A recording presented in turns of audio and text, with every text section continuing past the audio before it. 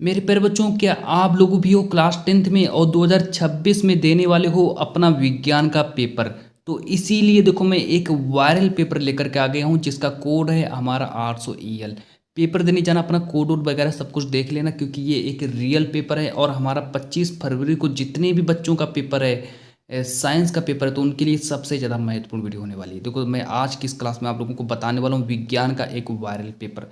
मैं गारंटी लेता हूँ कि मेरे प्यारे बच्चों, जब आप इस क्लास को पूरा का पूरा देख लोगे तो आप लोगों के 70 में 70 नंबर कहीं नहीं गए, आराम से पक्के हो जाएंगे, है ना।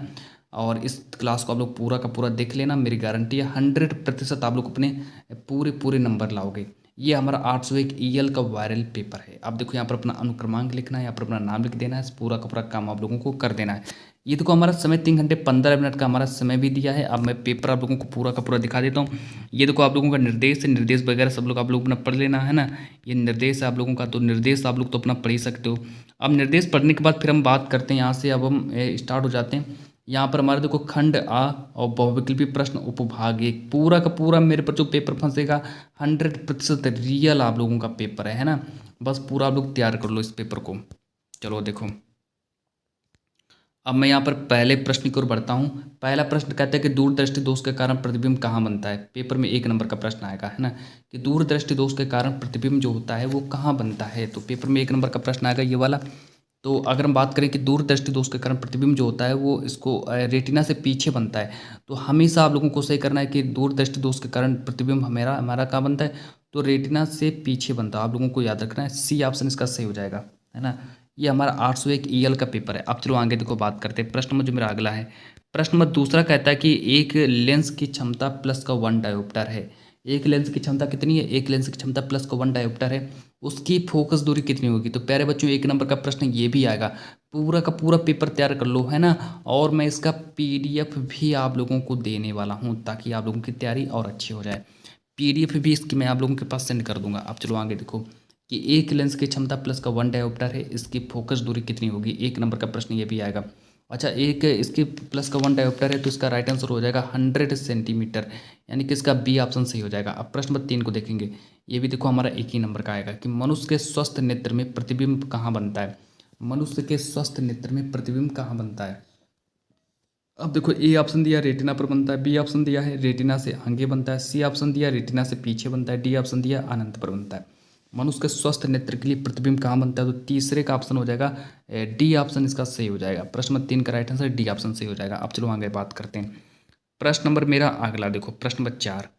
प्रश्न नंबर 4 देखो यहाँ पर लिखा है कि नेत्र लेंस होता है। प्रश्न नंबर 4 कह रहे हैं कि नेत्र लेंस क्या होता है। 1 नंबर का प्रश्न आएगा, अभिसारी होता है कि अपसारी होता है कि दोनों होते हैं कि इनमें से कोई नहीं। तो नेत्र लेंस क्या होता है, प्रश्न नंबर 4 है ये मेरा। तो प्रश्न नंबर 4 का मेरा राइट आंसर हो जाएगा A ऑप्शन मेरा सही हो जाएगा, अभिसारी। नेत्र लेंस जो होता है अभिसारी होता है। प्रश्न नंबर 5 को देखेंगे कि विद्युत ऊर्जा का मात्रक क्या होता है। विद्युत ऊर्जा का मात्रक क्या होता है, 1 नंबर का पेपर में प्रश्न ये भी आएगा। A ऑप्शन दिया है मेरा वाट, B ऑप्शन दिया है किलोवाट, C ऑप्शन दिया है किलोवाट प्रति घंटा, D ऑप्शन दिया है वैद्युत आवेश का। तो विद्युत ऊर्जा जो है किसका मात्रक है, तो चलिए भाई देखते हैं विद्युत ऊर्जा किसका मात्रक है ना। विद्युत ऊर्जा का मात्रक देखो क्या होता है, प्रश्न नंबर 5। तो प्रश्न नंबर 5 का राइट आंसर हो जाएगा किलोवाट प्रति घंटा, है ना। तो किलोवाट प्रति घंटा, यानी कि इसका C ऑप्शन इसका सही हो जाएगा। अब आगे देखो प्रश्न नंबर जो मेरा अगला है, प्रश्न नंबर नेक्स्ट देखेंगे। प्रश्न नंबर 6 के बारे में बात करेंगे कि हीटर का तार किसका बना होता है। हीटर का तार जो होता है किसका बना होता है, पेपर में 1 नंबर का प्रश्न ये भी आएगा। नाइक्रोम का बना होता है कि पीतल का बना होता है कि लोहे का बना होता है कि नाइक्रोम तांबे का बना होता है। भाई ये हमारे 4 ऑप्शन। तो हीटर का तार किसका बना होता है, तो इसका देखो राइट आंसर हो जाएगा हीटर का तार जो होता है नाइक्रोम का ही बना होता है, यानी कि D ऑप्शन को याद रखेंगे। चलो अब आगे बात करते हैं प्रश्न नंबर 7 के बारे में।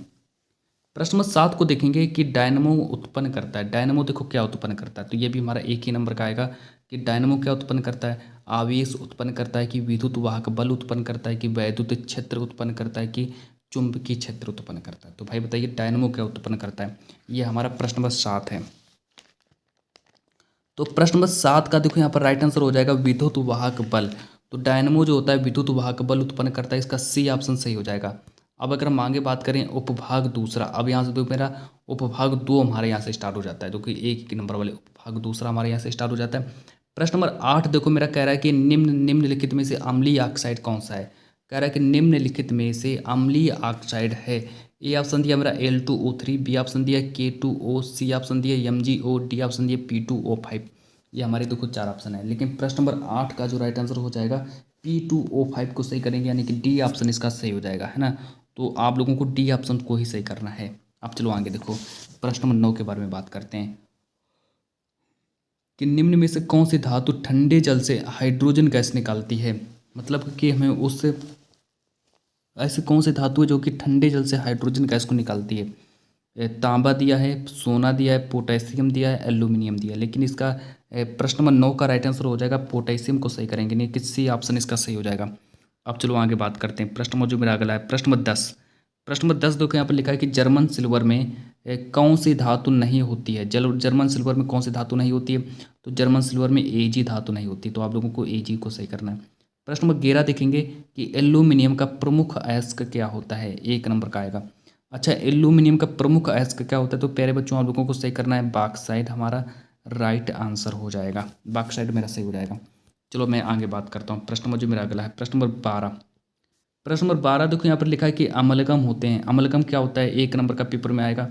ए ऑप्शन दिया उपधातु, बी ऑप्शन दिया हमारा मिश्र धातु, सी ऑप्शन दिया यौगिक, डी ऑप्शन दिया विषमांगी मिश्रण। तो ये अमलगम क्या होते हैं, तो अमलगम होते हैं, देखो प्रश्न नंबर 12 का राइट आंसर हो जाएगा मिश्र धातु। तो प्रश्न नंबर 12 का मिश्र धातु सही करेंगे, प्रश्न 12 का बी ऑप्शन सही हो जाएगा। प्रश्न नंबर 13 देखेंगे CH3COOH का IUPAC नाम क्या होता है, 1 नंबर का प्रश्न ये भी आएगा कि CH3COOH का IUPAC नाम क्या होता है। तो प्रश्न नंबर 13 का राइट आंसर हो जाएगा प्रोपेनल, यानी कि डी ऑप्शन इसका सही हो जाएगा। तो आप लोगों को डी ऑप्शन को याद रखना है। अब यहाँ से देखो मेरा स्टार्ट हो जाता है उपभाग 3। अब मेरा यहाँ से उपभाग 3 स्टार्ट हो जाता है कि स्तनधारियों के लार में कौन सा एंजाइम पाया जाता है, 1 नंबर का पेपर में प्रश्न आएगा। टाइलिन पाया जाता है कि रेजिन पाया जाता है कि एमाइलेज की, ये सभी एंजाइम पाए जाते हैं। तो प्यारे बच्चों प्रश्न नंबर 14 का राइट आंसर हो जाएगा, देखो स्तनधारियों के लार में हमेशा टाइलिन पाया जाता है, यानी कि ए ऑप्शन हमारा सही हो जाएगा। अब अगला प्रश्न जो है 1 नंबर का आएगा कि अग्नाशी रस किसके पाचन में सहायक होते हैं। जो अग्नाशी रस जो होते हैं वो किसके पाचन में सहायक होते हैं, तो प्रश्न नंबर 15 का राइट आंसर हो जाएगा प्रोटीन व वसा के, प्रोटीन एवं वसा, यानी कि सी ऑप्शन इसका सही हो जाएगा। अब आएंगे देखो प्रश्न नंबर मेरा अगला, प्रश्न नंबर 16 को देखेंगे कि फेफड़ों में शुद्ध रक्त आता है। प्रश्न नंबर 16 करें कि फेफड़ों में शुद्ध रक्त आता है, 1 नंबर का पेपर में आएगा प्रश्न। दाएं अलिंद में आता है कि बाएं अलिंद में आता है कि दाएं निलय में आता है कि बाएं निलय में आता है। तो ये देखिए हमारा प्रश्न नंबर 16 है। तो प्रश्न नंबर 16 का राइट आंसर क्या हो जाएगा, है ना। तो प्रश्न नंबर 16 का यहाँ पर देखो राइट आंसर हो जाएगा बाएं अलिंद में, बाएं अलिंद में, यानी कि बी ऑप्शन इसका सही हो जाएगा। अब आगे देखो प्रश्न नंबर 17 कि प्रकाश संश्लेषण की क्रिया में पादप निम्नलिखित में से खाद्य बनाते हैं।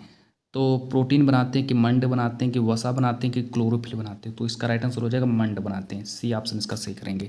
अब आगे देखो प्रश्न नंबर 18। प्रश्न नंबर 18 की ओर बात करेंगे कि ग्लाइकोलिसिस के अंत में कितने एटीपी अणुओं का शुद्ध लाभ होता है, 1 नंबर का प्रश्न ये भी आएगा।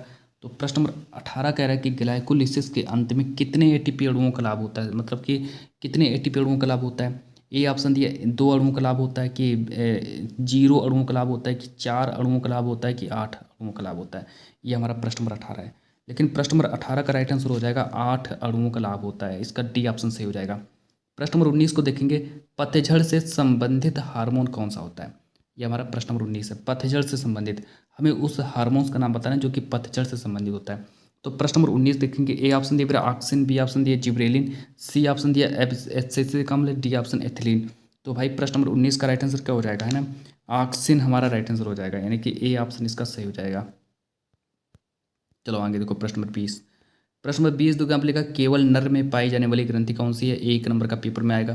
प्रश्न नंबर 20 कह रहा है कि केवल नर में पाई जाने वाली ग्रंथि कौन सी है, तो हमारा राइट आंसर प्रोस्टेट ग्रंथि मेरा राइट आंसर हो जाएगा। चलो अब आगे देखो, फिर मैं आगे आप लोगों को ले चलता हूँ। प्रश्न में जो मेरा अगला है खंड बा और वर्णात्मक प्रश्न, उपभाग 1 यहाँ से स्टार्ट हो जाता है कि एक उत्तल लेंस से 15 सेंटीमीटर दूर रखी वस्तु का 2 गुना बड़ा वास्तविक प्रतिबिंब बनता है, लेंस की फोकस दूरी ज्ञात करो। तो 4 नंबर का पेपर में प्रश्न होने का हमारा ये है ना। यहाँ पर कह रहे हैं कि एक उत्तल लेंस से 15 सेंटीमीटर दूर रखी वस्तु का 2 गुना बड़ा वास्तविक प्रतिबिंब बनता है, लेंस की फोकस दूरी ज्ञात करो। तो 4 नंबर का पेपर में प्रश्न बनेगा, है ना।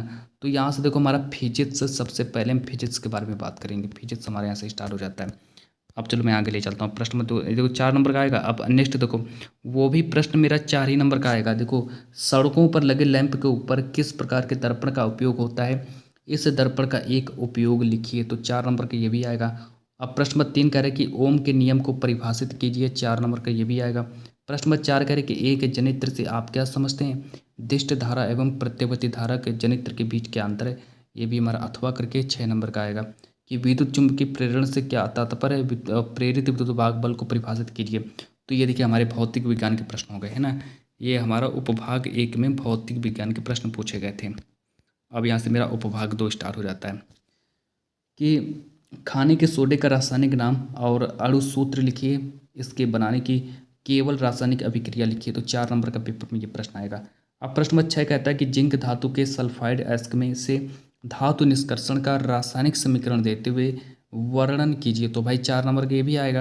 अब प्रश्न नंबर 7 कहता है कि आधुनिक आवर्त नियम क्या है, आधुनिक आवर्त सारणी की प्रमुख विशेषताएं लिखिए। तो इस तरीके से हमको विशेषताएं भी लिखनी है ना। तो इसका इतना इतना आप लोग समझ लीजिए। अब इसका देखो, ये हमारा 6 नंबर का आएगा।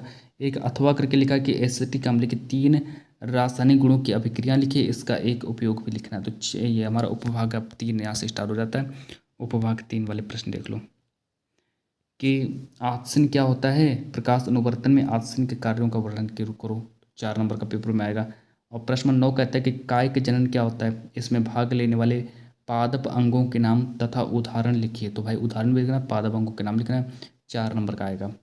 प्रश्न नंबर 10 कहता है कि जीन क्या होते हैं, इसका सर्वप्रथम प्रयोग किसने किया था और इसकी उपयोगिता का उल्लेख कीजिए। तो ये हमारा प्रश्न नंबर 4, ये भी 4 ही नंबर का आएगा। और प्रश्न नंबर 11 जो है 6 नंबर का आएगा कि मेंडल के नियमों की एक एक उदाहरण सहित, मेंडल के जितने भी नियम होते हैं सबका में एक एक उदाहरण सहित उसको हमें उत्तर लिखना पड़ेगा। 6 नंबर का आएगा। अथवा करके लिखा है कि निषेचन के पश्चात पुष्प में आने वाले परिवर्तनों तथा उसके विभिन्न भागों के भविष्य का उल्लेख कीजिए। तो भाई ये मेरा था साइंस का 25 फरवरी वाला वायरल पेपर, जो कि मैंने आप लोगों को पूरा का पूरा पेपर मैंने आप लोगों को सॉल्व कराया। तो अब मैं आज की इस क्लास को यहीं पर ही एंड करता हूँ। ये पूरा का पूरा पेपर था मेरा। तो चलिए भाई, आज की इस क्लास को मैं यहीं पर ही समाप्त करता हूँ।